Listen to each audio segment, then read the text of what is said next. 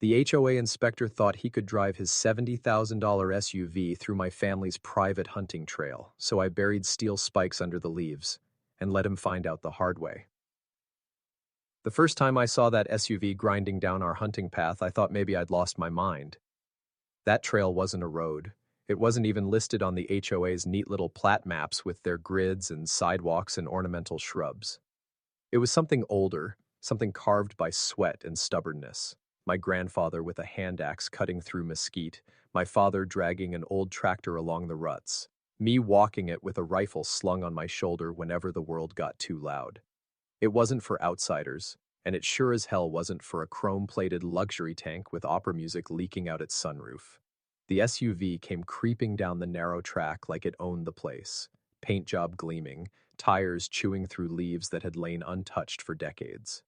The moment was so absurd, I stood frozen with a deer half-dressed at my feet. Then the crunch came. My turkey decoy flattened like it was roadkill. The tinted window hummed down, and there he was, slicked hair, sunglasses that probably cost more than my hunting gear, a clipboard braced against the steering wheel like he was some government official on inspection. "This falls under HOA jurisdiction," he declared, voice puffed up with importance. Clause 12(4). Green corridors must be accessible for utility review. I held the deer's legs in my hands, blood dripping onto the soil my family had called ours for 3 generations. "This is private land," I said, calm but sharp. "You're trespassing." He smirked. God, that smirk. And tilted his chin up just enough to make it clear he thought the rules bent for him. "Submit an application if you want to keep using it. Otherwise, don't be surprised if it's repurposed." And then he drove off. Operas, swelling behind him like he was exiting stage left. His name was Stephen Carver. He had just moved into one of the oversized, pretentious houses the HOA allowed to sprout like weeds at the edge of town. Within weeks, he'd muscled his way onto the board, slapped on a reflective vest that read HOA inspection, and started nitpicking at everything that didn't fit his polished vision. First, my fence rails weren't aesthetically compliant. Then, my mailbox was too rural. He barked made-up regulations like scripture, and the board backed him because no one dared challenge his confidence. But this? Driving across land my family had bled and sweated to keep alive? That was different. That trail was my inheritance, my escape, my responsibility. And now Stephen's shiny toy had turned it into a driveway for his ego. That afternoon, I stormed into the HOA office. If anyone could talk sense into him, it had to be Karen Whitfield, the president. She was supposed to be the calm hand on the wheel. Instead, she leaned back in her chair, arms crossed, and said, "Well, Stephen is just very dedicated to community safety. If he thought your trail was a risk, I'm sure he was only trying to help." "Help?" I snapped. "He destroyed my decoy and trespassed on private property." Karen's lips curled into a smirk that mirrored Stephen's too closely for comfort. "Technically, all land inside the HOA's boundary can be reviewed for future planning. You should be grateful. Really, he's looking out for the neighborhood." That was the moment I knew I wasn't up against just one arrogant man. The whole machine was rigged. That night, I poured bourbon instead of dinner and went to my shed.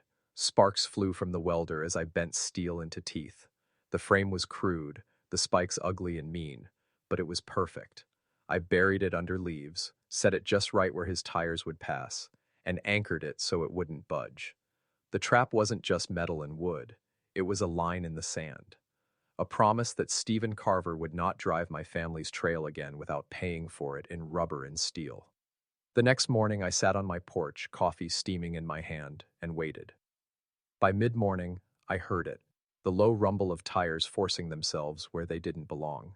Stephen's SUV nosed down the narrow path like it was some kind of suburban safari.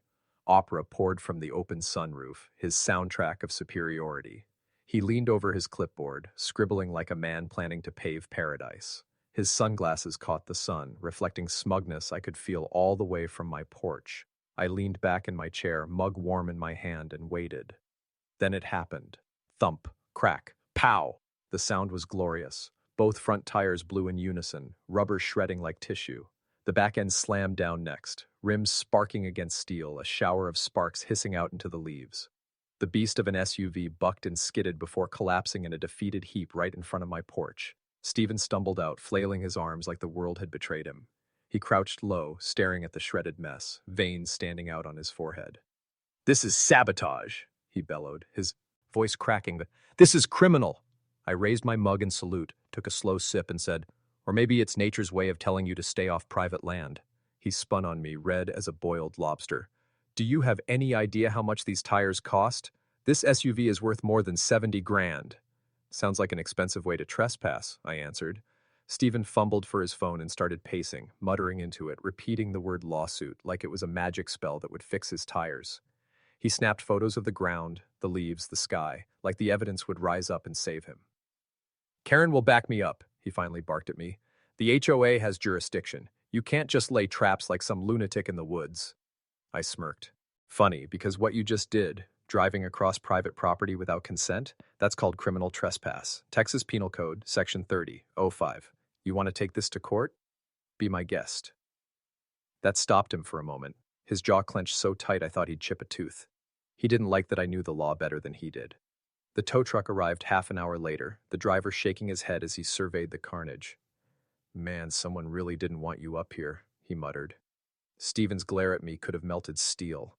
He climbed into the truck, SUV chained behind like a wounded animal.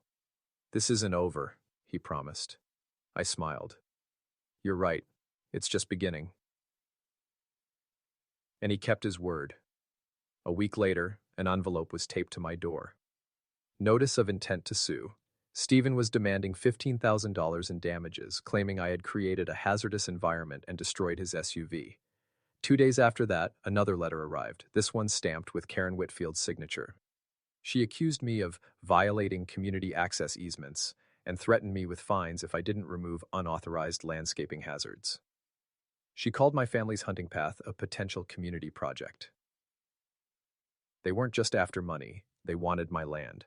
That was when I stopped playing defense. I hired a property lawyer, a sharp old guy who'd spent half his life swatting down HOA nonsense. He laughed so hard when he read their claims he nearly choked on his coffee. "They don't have a leg to stand on," he said. "This is private land. You've got every right to defend it. They're bluffing, hoping you'll roll over." For the first time in weeks, I felt calm. Not safe yet, but calm. Because Stephen and Karen thought they were fighting a neighbor. They were about to find out they'd picked a fight with a man who had nothing left to lose but patience. The calm didn't last long. A few days later, I was gutting firewood logs in the yard when I saw them, Stephen and Karen, marching up my driveway like they owned the gravel beneath their feet. Stephen's face was still raw with indignation, jaw tight, lips thin. Karen clutched her clipboard as if it were a sword, tapping it against her palm with every step. "You'll be paying for Stephen's SUV," Karen announced the moment she hit speaking distance. Her voice carried the shrill finality of someone who thought decisions were hers to make. "And if you think these little spike games will go unanswered, you're mistaken. We've filed with the court. The HOA will back every cent of his claim." I set my axe aside, leaned on the handle, and folded my arms. "Funny you should mention court," I said evenly. "Because I've already filed trespassing charges, and unlike your make-believe HOA rules, mine come with legal teeth." Karen scoffed, but before she could launch into one of her endless speeches, the crunch of tires drew our attention. A county deputy cruiser pulled up, dust curling around its wheels. Stephen's expression twisted into a triumphant smirk. He must have called them, thinking I'd be the one in cuffs by sunset. The deputy stepped out, adjusting his hat, eyes calm but sharp. Stephen jumped in immediately, words spilling out like a rehearsed monologue. "Officer, this man has endangered the community. He placed illegal traps. He destroyed my vehicle." Karen cut in, her shrill voice overlapping his. "He's obstructing community access corridors, endangering safety, and violating association policy." The deputy raised one hand, silencing them both without a word. Then he turned to me. "Your side?"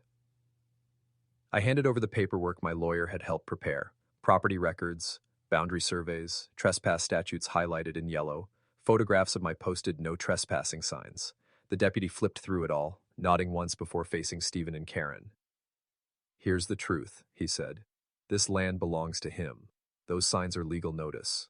You drove past them anyway. That's trespassing, plain and simple." His gaze hardened on Stephen. "And when trespass causes damage, you don't get sympathy. You get liability, Karen sputtered. But the HOA... The HOA doesn't overrule state law, the deputy cut her off, voice like stone. He has every right to press charges. I folded my arms tighter. And I will. Trespassing, property damage, harassment, maybe even defamation for all the trash you've been spreading at meetings. For the first time since I'd met Hawes. Stephen had no words. His face turned the same shade as his ruined SUV's paint job. Karen tried to argue, but the deputy had already pulled out his citation pad. By the end of the week, both of them were served with criminal trespass charges. Stephen was ordered to cover the cost of his tow and damages.